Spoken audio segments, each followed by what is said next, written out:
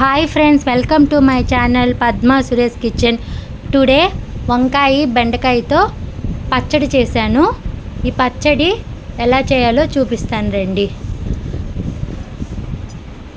పచ్చడి కోసం కడాయిలో 2 స్పూన్లు వేరుశనగకాయలను వేపుకోవాలండి.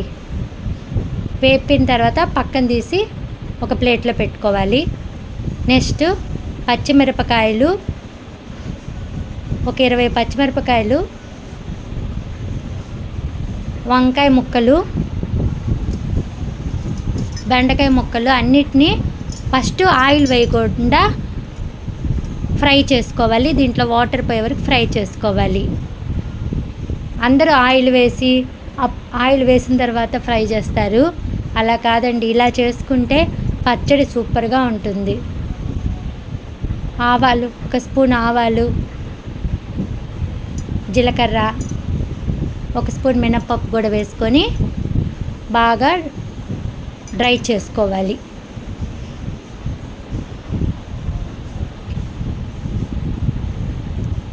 దీంట్లో ఉన్న వాటర్ అంతా పోయే వరకు డ్రై చేసుకోవాలి. ఇప్పుడు ఆయిల్ వేసుకోవాలి.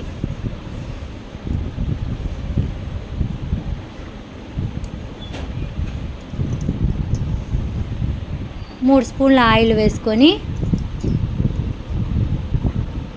బాగా ఫ్రై చేసుకోవాలి. మూత పెట్టాలండి, అప్పుడుదా పచ్చిమిరపకాయలు ఎగరకుండా ఉంటుంది.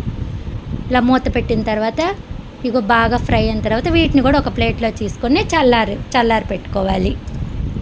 నెక్స్ట్ ఇదే ఆయిల్లో, ఇదే కడాయిల్లో టమాటాలు ఒక 4 కట్ చేసిన 4 టమాటా ముక్కలను ఇందులో వేసుకొని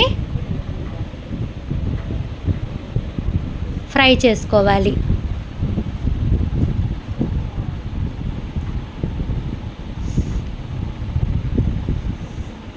టమాటా రసం కూడా వేసి మూత పెట్టి ఒక 5 నిమిషాలు మగ్గనివ్వాలి. ఇలా మగ్గిన తర్వాత ఈ టమాటా ముక్కలను కూడా ఒక ప్లేట్లో తీసుకొని చల్లారి పెట్టుకోవాలి. ఇలాగా అన్నిటినీ చల్లారి పెట్టుకోవాలి. చల్లారిన తర్వాత మిక్సీలో ఫస్ట్ వేరుశనగలు వేసి మిక్సీ చేసుకోవాలి. నెక్స్ట్ ఈ పచ్చిమిరపకాయలు, వంకాయలు, బెండకాయలు, కరివేపాకు ముక్కలను వేసుకొని కొంచెం చింతపండు, నిమ్మకాయ సైజు అంత చింతపండు, వెల్లుల్లిపాయ రెబ్బలు,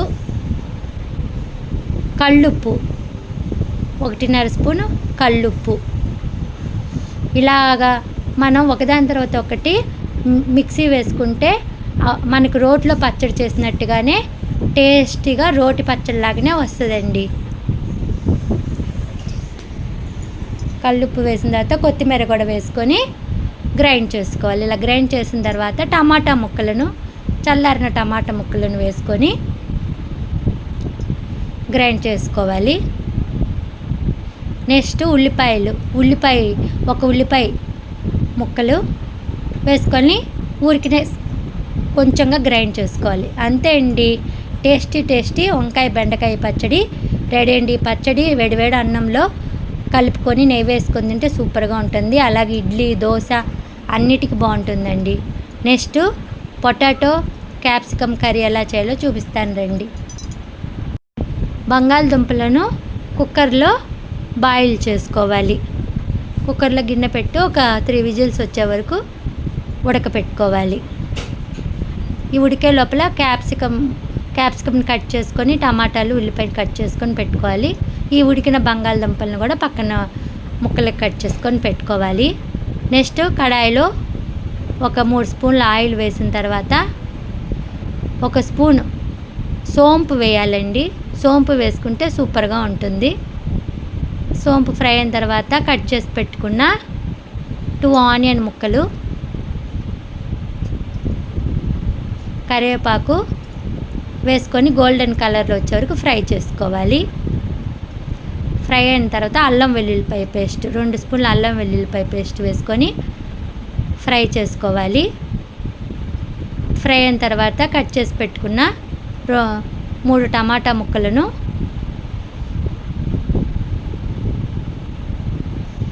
వేసుకొని ఫ్రై చేసుకోవాలి.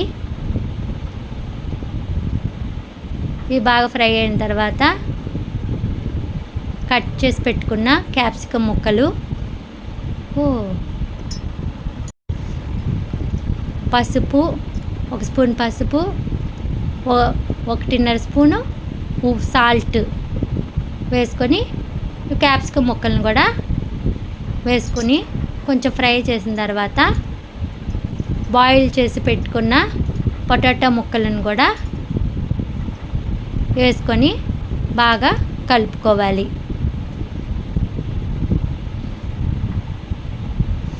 కలిపిన తర్వాత 3 స్పూన్ల కారము, నేను చూపించే స్పూన్ ప్రకారం వేసుకోండి, కరెక్ట్గా ఉంటుంది. 3 స్పూన్ల కారం వేసిన తర్వాత ఒక చిన్న గ్లాస్ వాటర్, ఎక్కువ వాటర్ పోయకూడదండి, ఒక చిన్న గ్లాస్ వాటర్ని పోసి కలిపి మూత పెట్టుకొని